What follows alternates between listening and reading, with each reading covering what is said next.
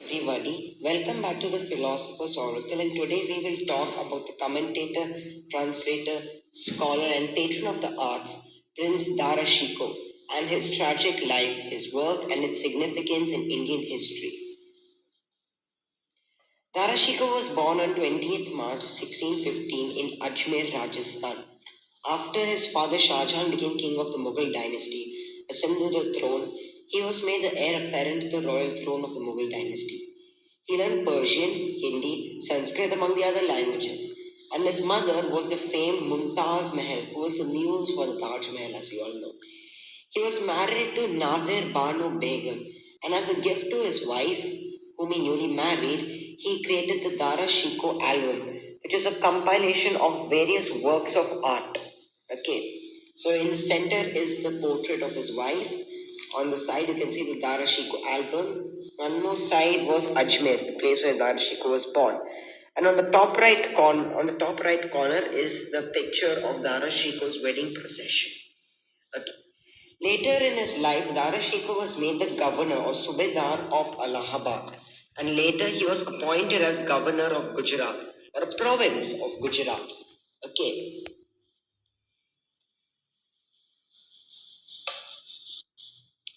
but that was not the only thing he did. Like mentioned in the previous video in the Katha Upanishad, he was also a great scholar and intellectual. Okay, he was well versed in his Islam, Hinduism, and Sufism. He is also a close friend of the seventh Sikh Guru, Guru Har Rai. He even he was even mentioned, as mentioned in the previous video, he translated 50 Upanishads into the Siri-e-Akbar in Persian. Okay. He also translated the Bhagavad Gita along with the Atharva Veda. He also undertook the translation of the Yoga Vashishta. Okay. The Yoga Vashishta. He undertook this project after he saw Guru Vashishta and Lord Rama come into his dream, and that's when he decided to undertake this difficult project. But I consider the Majam Barian his masterpiece, since it consists about his ideas and thoughts, where he talks about the Vedanta and Sufi philosophy and thought. In this book, it gives us an insight into his belief and thought. That's why the book is also known as the Mingling of Two Oceans, which talks about two different belief systems. One is this Sufism and one is Hinduism or the Vedanta. Okay.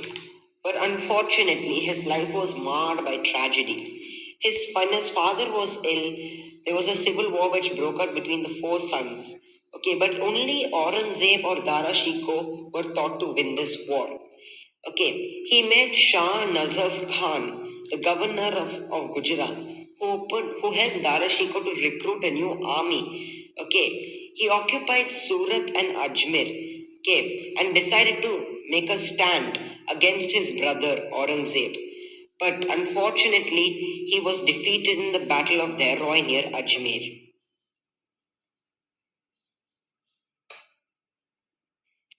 But this was not the end, though. After his defeat, he sought refuge under Malik Jivan or Junaid Khan Barznoi, an Afghan chieftain who he had helped in the past. But the chief forgot about Dara Shikoh's generosity and took him as a prisoner and gave him to Aurangzeb. Aurangzeb paraded him over an elephant and executed him in front of his son. Since he was the prince popular among the people, Aurangzeb made sure his trial was conducted in a closed cloister. Okay, but we get a different account.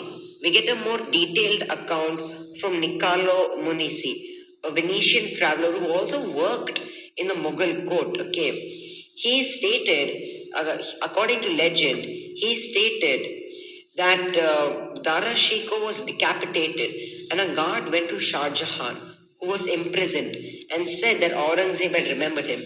Shah Jahan was happy that his son had remembered him and was excited to see what was in the basket which the guard had brought. But when he opened the basket, he saw his beloved son, Dara Shikoh's decapitated head, and in shock and horror, he fainted. Aurangzeb later buried him in Humayun's tomb in an unidentified grave, and he never marked it. And that was a tragedy, unfortunately, and that was how Dara Shikoh's life came to a tragic end. But luckily, in 26 February 2020, The government of India, through the ASI, started a project to identify Dara Shiko's grave among the 140 graves in the 120 chambers in Humayun's tomb. This effort is considerably challenging due to the absence of identifying an inscription on the grave. This difficulty has caused issue to scholars since after killing Dara Shikoh, his grave was unidentifiedly marked. It was not marked. So people had difficulties in identifying his tomb, and the effort has still been made to find his tomb. So this was just a short, introduction to Dara Shikoh's life, his work, and his ideas. And we will do a more in-depth analysis of maybe his work in the future. But as of now, this is a brief, this is a brief introduction to his life and to his work. And if you like this video, please like and subscribe and enjoy.